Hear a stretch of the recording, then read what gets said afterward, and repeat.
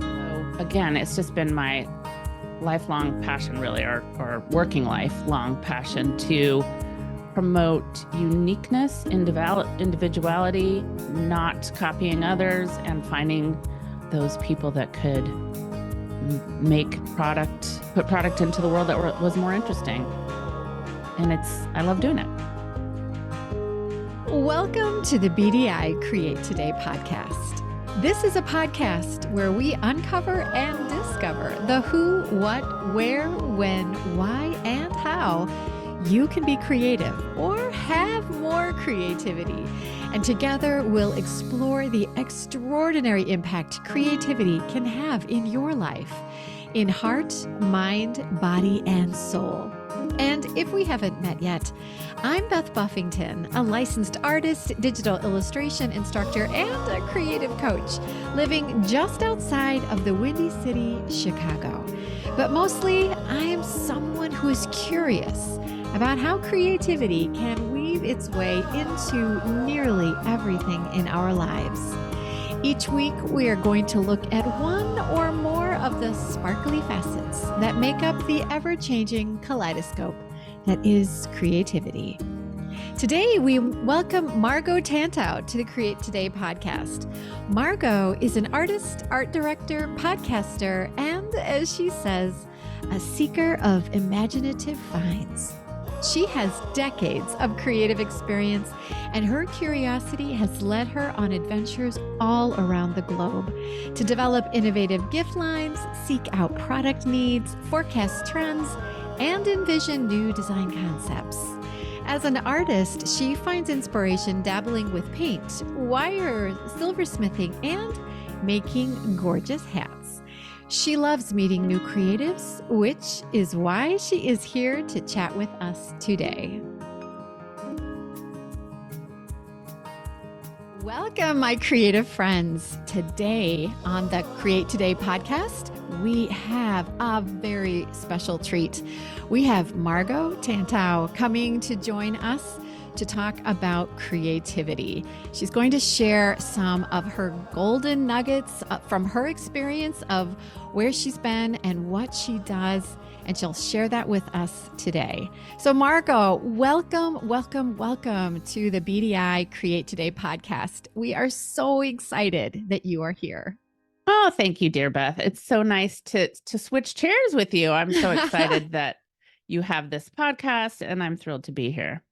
It is an honor to have you here, and I know everyone is very excited to hear what you have to say about yourself and your creativity. So let's just get started and tell us, for anyone that's coming in new that is thinking, I don't know, I've not met this Margo Tantau. Tell us a little bit about your creative background and how you are where you are today. Sure. Well, who is Margo? I am creative sort of through and through, but that doesn't mean I necessarily am putting my own art out into the world. I do and have made art for always, as long as I can remember. But my favorite thing really is to help you, listener, get your art out into the world. It's a little bit more my comfort zone than having a deadline and figuring out how to get that thing done of my own. I'd rather do it for you. And I've done that in many ways over several decades by having my own line with a rep, with a licensing agent. It was a physical line. I did wire sculptures, little wire chairs that were sold all over. And so that was a learning. I've done retail forever, probably since it was before legal for me to work.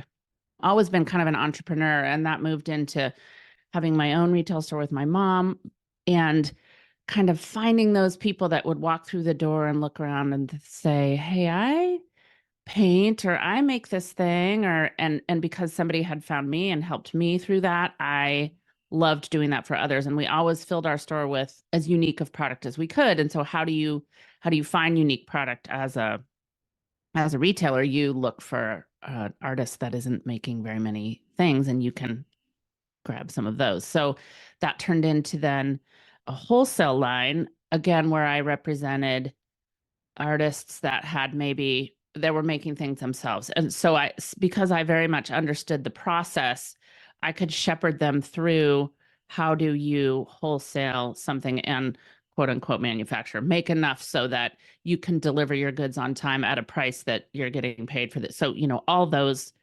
steps. And then from that, I decided I wanted to learn a little bit more about manufacturing and went into working for others, corporate, if you will. Also, well, they weren't all small companies, but I learned a lot. I traveled a lot overseas, China, India, and places beyond, to factories to understand what it meant to ideate something and get it made into a product. I've left out months of steps in between, but what that looked like, how to sell it, what made a product sell, what to look for, what kind of artist, always artist based, always licensed artists, not my own work, but others, work of others. So again, it's just been my lifelong passion, really, or working lifelong passion, to promote uniqueness, individuality, not copying others, and finding those people that could put product into the world that was more interesting.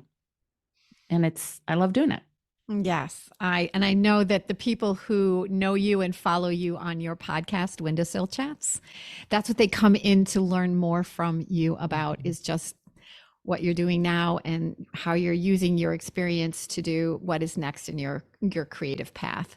So, tell me, with what you've done and how you do it, how do you find your creative confidence? And then what do you do to make sure that you stay confident despite all the things that we run into in today's world with like social media and comparing ourselves, and just wondering if there's room for us, or are we enough? How have you dealt with that? And do you have any advice for anyone out there that might be struggling?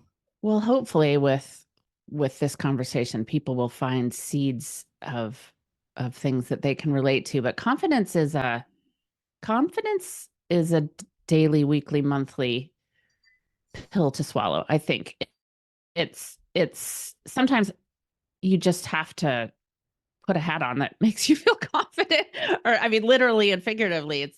But I feel like there's so many ways that you can start to add little confidence ticks to your confidence bank, where it's things like taking a course where you're around. Now, that can do a couple things to your confidence. What I love about taking a course is you meet your peers that are doing similar things at the same time. So where before that, and I'm going to say course or doing a challenge, because these have, I feel like, a similar outcome. You can pop something into that course, an assignment, or if it's a challenge, what that week's challenge was. And you have to be brave sometimes to do it, but just be brave. Just get beyond that, because why did you sign up for it in the first place? And if you put it out there, the creative community it's a rare one, because everybody is so supportive of each other. There's really not that gossipy, backstabbing thing that goes on here in this creative community. So if you, I'm not going to say if, because you're going to do it, when you submit that assignment or put your piece up into the challenge, people will love on you for it. They just will. They'll say, great job, that's awesome. And you just have to believe it, because they're not going to say it just for hot air.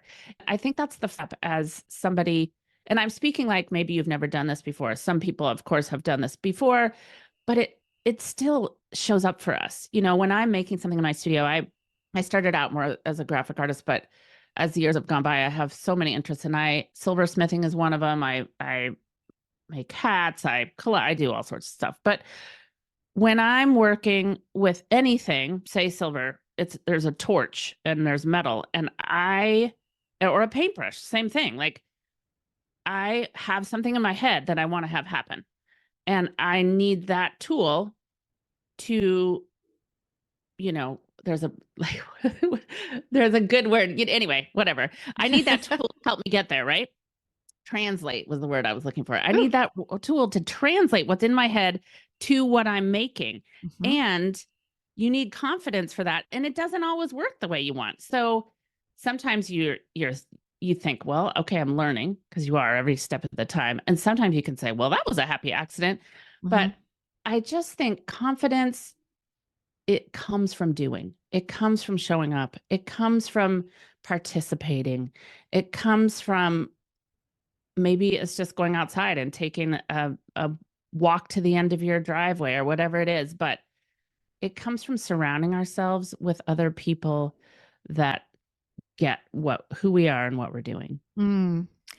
I love so much about what you just said. And I just wrote down a few things that we need to look at and unpack. So first of all, doing. It is so important that you just find some things to do and that you keep doing them. And I've heard over and over and over again, it is quantity and not quality that you need to really focus on when you're working on something creatively. Now, eventually you're going to work on, what are those outcomes? If you're working on something for a challenge, of course, what you turn in is going to be your best work. But don't kid yourself. If you're going to do a challenge, you don't just sit down and do one drawing and that's the thing that goes out there immediately. Like, no. Everyone is not sitting down going, I'm going to draw a pineapple today. Here's my pineapple. Voila. No, it doesn't happen that way. And I don't know if everyone needs to hear that magic doesn't happen on everyone's tables. No. There's a lot of work that goes into getting one thing ready. And quite often, the more you do it, the better you get at it. So 100%. Right? I love that you said that, because I forgot that part. It's the repetitiveness of it. I remember when Jennifer Orkin Lewis said, probably in 2014 or 15, I'm going to draw in my journal every day and post it online. And now we think of Jennifer Orkin Lewis, who's a beautiful artist, as somebody who's so proficient and just gets it all the time. But she started somewhere. Lynn Whipple, another favorite artist of mine, has a fantastic, really old YouTube video called 100 Bad Paintings. And she's just so cute in it. She's like, well, she gets her guitar out and or a banjo, and she plays some kind of funky chord. And she's like, I'm going to talk to you about what it took for me to get to where I am right now. And she literally has on her lap and on her ottoman a stack of a stack. I don't know if we never see really the paintings. We just see the sides of them. Here's another one. Here's another one. Here's another one. Here's another. I had to do all these to get where I am now. And that is, I love the visual reminder, which that particular video is a very positive, makes me smile video. But I go back to it when I need to be reminded that you just have to show up for yourself. I just had a call with one of my past visionary students, and she was telling me how she was working on something. And she was telling herself, when I first sit down, I need to keep working so I can get past that stage where I'm like, well, this isn't working. Well, that looks awful. Well, this is ugly. And then she said, and then all of a sudden I get to a point where like, oh, actually, this is, it could be something. I think I like this. And then pretty soon she's going, dang, look what I just did. You have to give yourself that grace to get to the point of being exhilarated about something. And I love that. I'm going to call it the pineapple rule. You can't just give yourself, you can't just sit down and draw a perfect pineapple the first time. No, it doesn't work. And and I find that I get stopped by my own inner critic, of course. Yes. And just go easy on your inner critic, really, because you're your own worst critic. And I love it when I see something like, I don't know why, but growing up, I felt like if I'm drawing, I'm going to go back to pineapple. If I'm drawing a pineapple, it needs to look like a pineapple, what I think a pineapple looks like. But really, is that really what you want? Or do you want your own version of a pineapple in its quirkiness, in the way that you didn't quite get this to look like the perfect leaf? But because to me, that's where the interest comes from. So that's also something I've learned about myself over the years, is throw that inner critic out the door. It took me a while. I think I was fully an adult before I realized that I didn't have to listen to that inner critic. It felt like that inner critic was the was the parent inside me telling me how I needed to think correctly. And Yeah. so when it started yelling at me, I just sort of sat up straight and said, what do I need to do? So if you're out there and you haven't realized that your inner critic is not something you have to listen to, it isn't. It isn't something you have to listen to.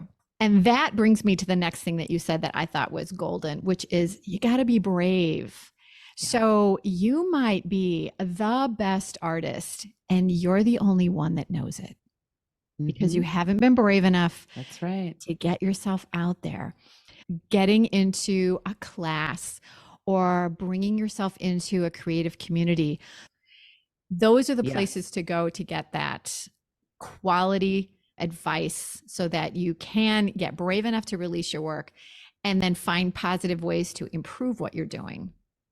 100%. There's so much safeness in places like that, and so much, I mean, really encouragement. And I can't tell you how many portfolios I've looked at with people that have, been brave enough to say, can I do a one-on-one? Will you help me with my portfolio? I'm not sure if I'm ready. That are, oh my gosh, so ready. But they haven't found that person to tell them, to give them any feedback. So find that place, whether it's, in a class, doing a challenge, in a one-on-one. There's so many more places that are available to us now from the comfort of our studios than there used to be before. So find some of your people. Find your people.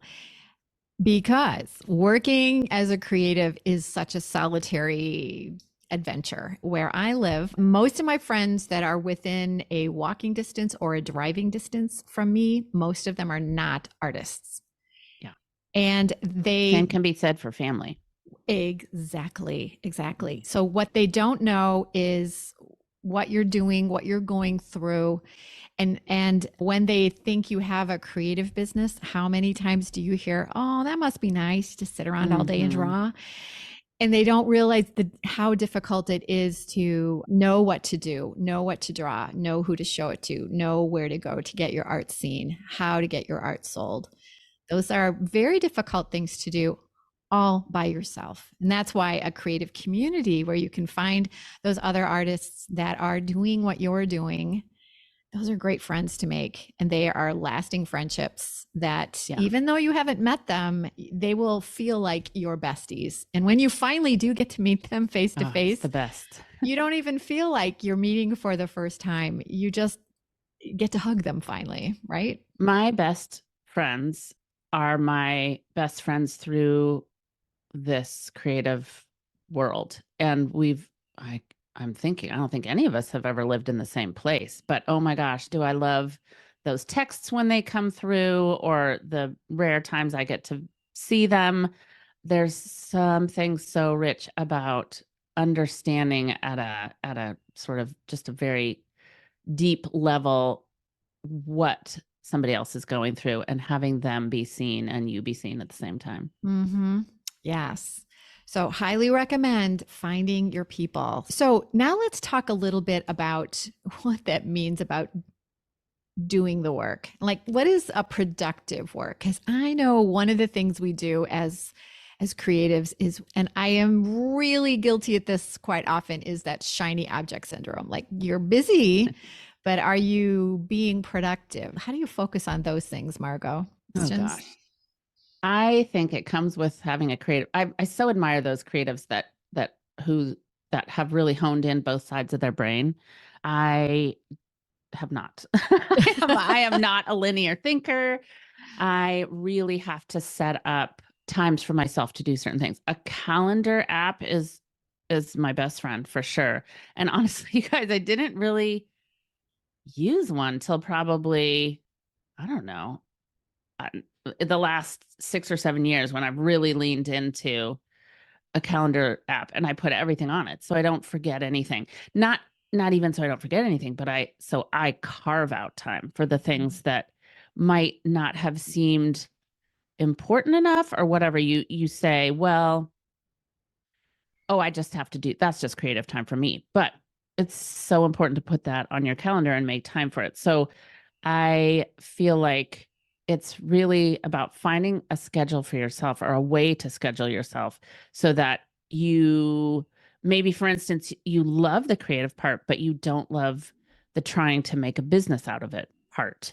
So it's equally important for you to be making the calls or putting together your portfolio or just figuring out what you even want that to look like, saving time for those things as well. So it's just about having a plan so you know how to walk through your week.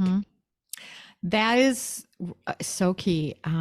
Finding time for you was something that you said that really rings so loud. How many of us find time for absolutely everyone else in our lives? But when it comes time for you to take time to get your work done, it is always in that back seat. And if we really want to get serious about what we're doing with our art and have a creative practice that we talk about being something that's going to maybe help you monetarily, but also help you be a more happier and more content creative because you're making this time for your passion, you have to make time for it. And that is what you said, Margo, is put that on the calendar. And certainly many of us have days that are already completely full with other things, a job, kids, family, whatever it might be. But if it's important to you, you'll carve out the time and just make that happen for yourself. It's a gift that you give yourself. I was just listening to someone talk the other day about priority, and they pointed out that the definition for the word priority doesn't have a plural. There's no such thing as priorities, actually. And so Really? I'm like, really? I've always had that. But she said, really, you need to know your priority. Don't have your priorities straight. So every day you can figure out what is that priority that you need to do. And that while there are days where other people are going to take the priority, that there should be days where you are the priority. And once you've decided to do that, then you have to give yourself permission to let that actually happen. Priority and permission. That's very true. You know, one of the actual little tricks is that I just certainly didn't come up with this. I've heard this in several ways, but it works, is to at the end, certainly say at the beginning of your week, before your week starts, what are the 3 things that I need to make sure I get done this week?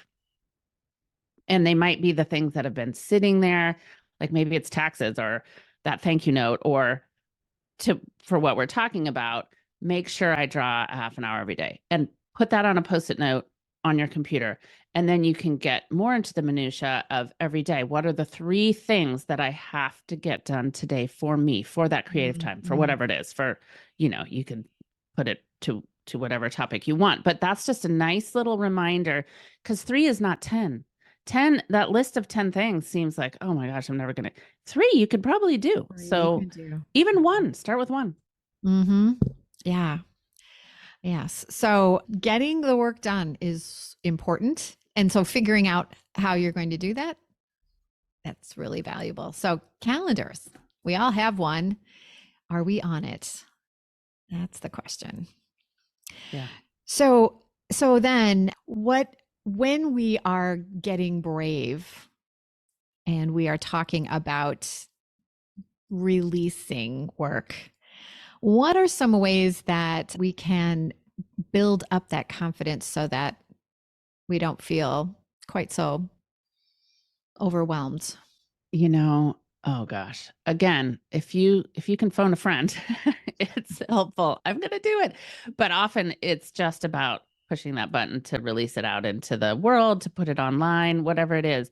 You mentioned this a few minutes ago. It's nobody's going to see it if you don't do it. So just do it and have that feeling of pride in yourself that you put something out into the world, and you said yes, you posted it online or whatever it is. In the courses I've taught over the years, I can tell those people who it takes brave. No matter your skill level, bravery often plays a part, just because we are our own worst enemies. But I can usually tell the people that might be more on the beginning edge of doing that or really leaning into their own style that they want to stick to or whatever. And spoiler, one of my favorites. I have my heart just, oh, I love it so much when I can tell somebody's being brave, because being brave is hard, Mm. but it's so worth it. And you're seen, you really are seen. And again, I have to circle back to this community as a very safe place and very, everybody loves that. And so just be brave and do it. You'll be glad. Here's a question for everyone. Are you a creative who is a lot of projects right now that are almost done, but you Mm, haven't finished? hmm And can stop and think, why have you not finished those projects? A lot of times, the reason you haven't finished is that when it's done, it needs to do whatever it is you created it for. hmm But if you don't finish it because it's not done yet, mm. then you don't have to face the That chance that maybe someone's not going to like it. hand raised. Me too. So all you really need to do is tell yourself that you are probably a perfectionist. If I just made this a little more blue, it will be better. But what you'll find is that most people will love your B plus work. Yeah, I would love to flip that to say, if I just put this out into the world, I might be noticed, instead of if I Yeah. just added this blue, if Yep. I just showed somebody this. Yes. Yes. So what can people do to make themselves finish a project and then get brave to get it out there? Oh gosh, I push past whatever that thing is. And it might be that post-it note thing, put it on your short list, put it at the top of your short list, Mhm. and do a little maybe journaling or whatever works for you as to why you think you're holding on to that. Are you not wanting, is it because on the other side there's business calls that need to be made? Well, you're doing this for a reason. So, Mhm. put on your big girl pants and get to that part. Or is it because you just love it and you don't want it to end? We'll start something similar and get it out there. Is it because you're potentially more likely questioning yourself and going back to those other things, the confidence, the inner critic? Push past it. Will be doing yourself a favor. If you really want to play in this arena, you have to get those things finished and put them out into the world. So this is these are your stern advisors, stern but loving advisors saying Yes. it's time. Yes, I agree with everything you said there. I know something that works for me is, as someone you, and I think you've been here too, Margo, with a background in graphic design. As a graphic designer, you get a project that has a deadline. Every time Yeah. you start Yeah. something, I love a there's a deadline. deadline, right? Mhm. So if you are someone that is deadline oriented and you can set on your calendar, that can often be the thing that will help you just get to that final stage and get it out there. And then just see what happens. Yeah. Enjoy watching your little bird fly, right? Yeah. And if it doesn't fly right, you can always bring it back in the nest and teach it a little few more lessons, right? But you don't know if it's going to fly or not unless you test it. That's so true. If you're always so worried about putting something out there, you're never going to move on to the next thing. There's so many artists I've worked with over the years that we can look back and say, "Oh my gosh, look where my art was when I did that project and look where it is now." Well, we're ever evolving. Our taste, the taste of the people buying our things, the trends, the needs. It's just about doing that, and giving yourself a deadline is such a great one. And I'm one of those people that fills all the time I have until it's done, but then it's done. That's fantastic advice. Yeah, give it a go. I know that as an artist that was coming up with collections for someone to buy was so much harder than being a graphic designer who someone said, I need this logo by this date to a Because you know convention. what they want already. You know what they want. And as an artist, you're now going, I don't know, should I draw pineapples or should I be drawing something completely different? It is very hard to choose something and then get that rolling as a deadline that you need to follow. When you're a graphic designer, you're pulling the horse pulling the cart. But when you're an artist deciding what to draw, you are pushing your cart. You can't see where you're going as well, and it's harder to steer. It is. And there's, that's such a great topic. It's like, well, what do I start with? How do I do that? Where is my horse? What is my topic? And there's so many ways to come up with things like that. And yeah, important thing though, to remember that you're driving this. Mm-hmm. And I think too, if you're someone that knows you want to do your art, but you're not quite sure how to get that collection ready, how to choose, how to proceed, this is where a class is really going to help you. I mean, we weren't born with instructions on how to do this. Yeah, that's something I've been teaching online for almost 10 years. It's so important, and there's so many ways, there's so many places to find that. So go to all those places you love and figure it out. I mean, you can even look on Pinterest, search collections, or go to Anthropology and look at their tabletop, and right there in the first picture you'll see a collection. This is the dinner plate, salad plate, bowl, mug. There's so many ways and things. Think of when you walk through the grocery store and there's pasta boxes. Well, there's different kind of pasta, and all those boxes have graphics on them, and that's a collection. There's so many ways to look at it, but start to collect, if you will, on a board or whatever, those things, so you're thinking about it. Mm-hmm. And then once you have an idea about just what you need to do to organize a collection, then it's rinse and repeat. Just something that catches your eye. You're thinking, I really like this topic. How can I turn that into a collection? Now you kind of have a formula to get that going. So, it's not reinventing the wheel every time, but you have to have that path to follow before you can go, well, that worked. Now let's do it again. Yeah, it'll really help your portfolio. Certainly in your class, I know you lean into that greatly. It's something that you might even have without knowing it, because often you are drawing or creating things that you like, or that you're drawn to for a certain reason. Maybe it's a color or the plant you're drawing or whatever it is. Those you might be creating a collection without even knowing it. Yeah, absolutely. So, Margo, how is creativity keeping you feeling more content or feeling happier as just a regular individual?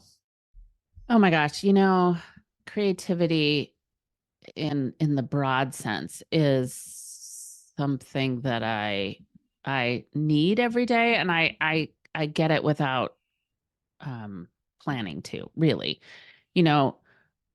Instagram. Certainly we didn't have social media always. So Instagram though is there's so many beautiful things to look at, and I go down plenty of rabbit holes on the daily there, and I find so much creativity because Instagram is showing me back things that I like. So that page of, you might be interested in this, which is the little magnifying glass at the bottom of the Instagram.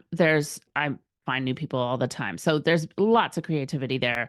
I love to antique, and sometimes, not as often these days, but if I need just some inspiration or just a moment, I'll go wander around and look at what somebody else created, whether that was a long time ago or recently. But certainly it's time. My favorite is when I get time in my studio and I'm working through a creative challenge I give myself, which is, how do I make this thing? Is it going to turn out like I thought? And often what happened this weekend was that when I was in my studio, is I had a full-on vision of how something was going to turn out, and it didn't turn out that way at all. But, I just kind of went with it. And to me, that's where the juice comes from, because you're putting out something into the world that you might not have known needed to be there. So that part is pretty cool too. Yeah. I love how you have become aware of how creativity is happening, even though maybe you didn't plan it. Like, I'm going to go do this creative thing today. Yeah.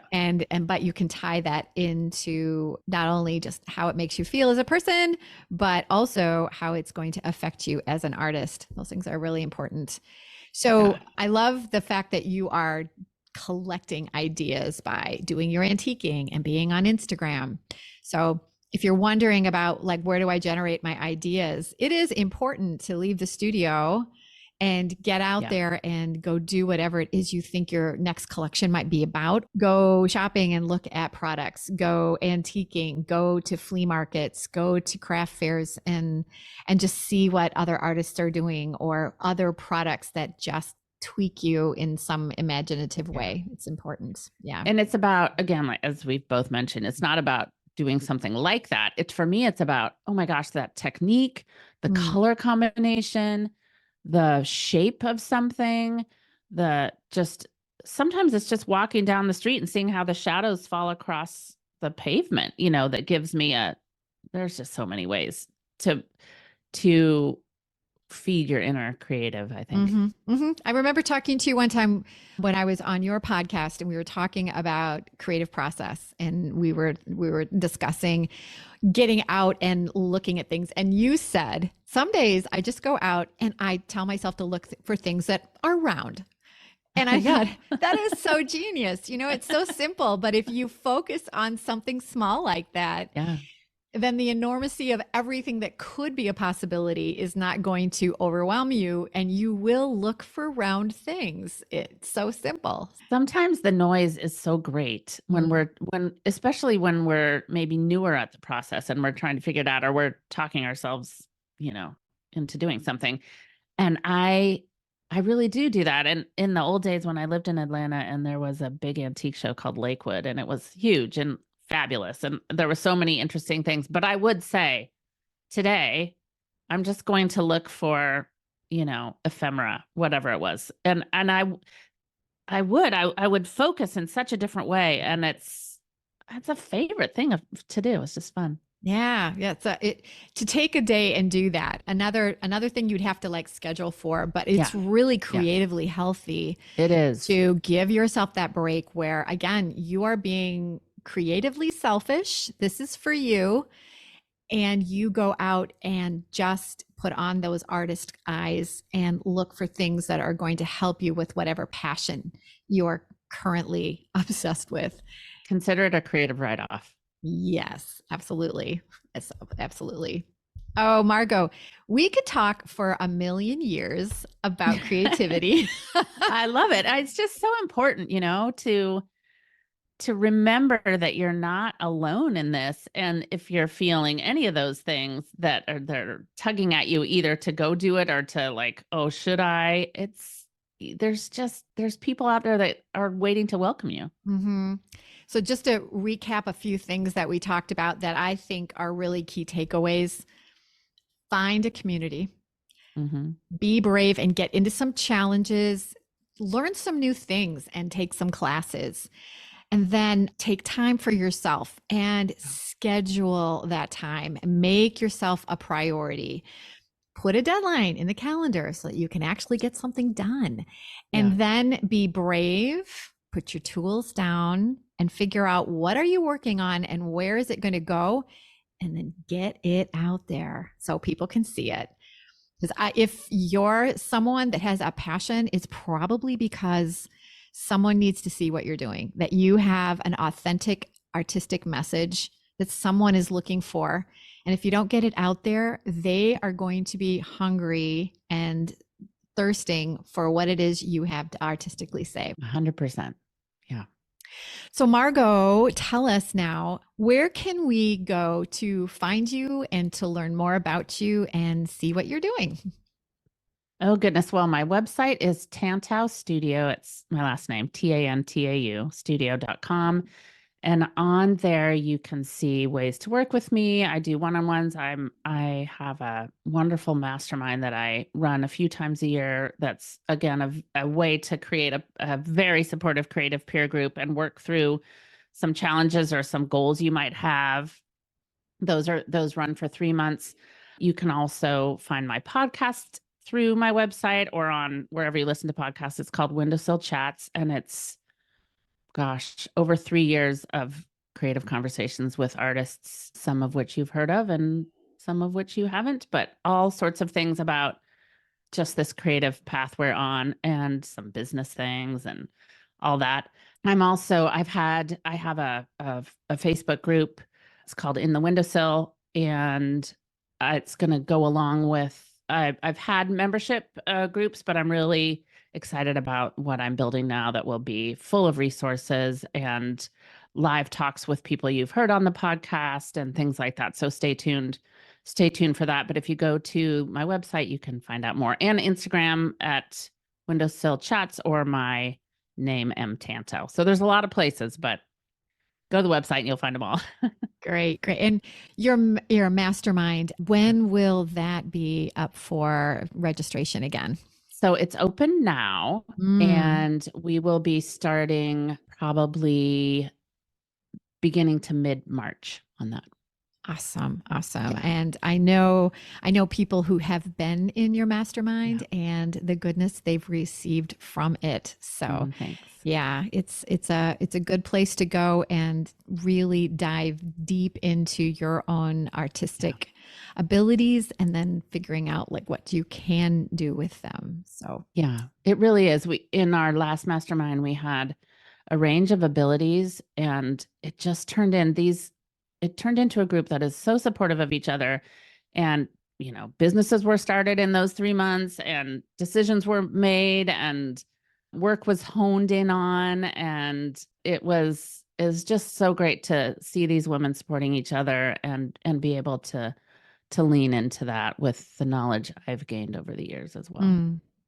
Yes, and Margo is going to be one of the guest speakers for my Visionary and Saga class in the Learn the Art of Procreate for the winter class. So we're really excited to have you come and speak with us there as well.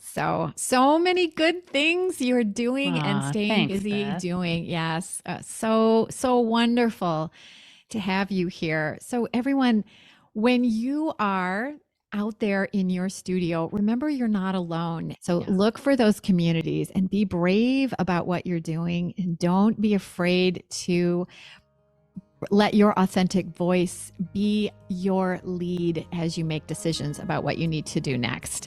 Your creativity is unique to you, and there are people out there that need to hear what you have to say. So, Margo, thank you for coming to talk to us today. Much appreciated. Beth, thank you so much. And just remember, everybody, we see you shining. We really do.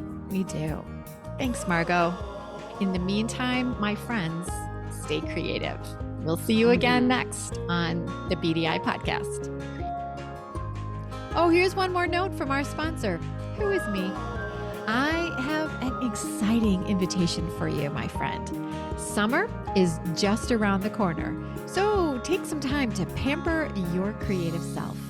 This summer, come and create today with me. Join me at the Artist Rising Retreat Center in the beautiful Connecticut River Valley Inn. The dates are July 28th through August 1st. I'm going to guide you through my creative process of taking flowers of photos, drawing and stylizing your beautiful flowers, and then making zenfully gorgeous flower mandalas, all in Procreate. This will be an amazing adventure for anyone interested in learning Procreate. The inn is beautiful and will serve you some amazing food and drink, and all you need to do is relax and be creative. So come and bring a friend or 2 or 3 and meet me in Connecticut this summer for some lovely sun-filled days, and we'll create today together. For registration and to gather more information, just go to www.artistsrising.net/Beth-Buffington-2024. That's www.artistsrising.net/Beth-Buffington-2024. Or look in the show notes for the link. You can also find the information on my Instagram page. Just search for Beth Buffington. I can't wait to create today with you this summer.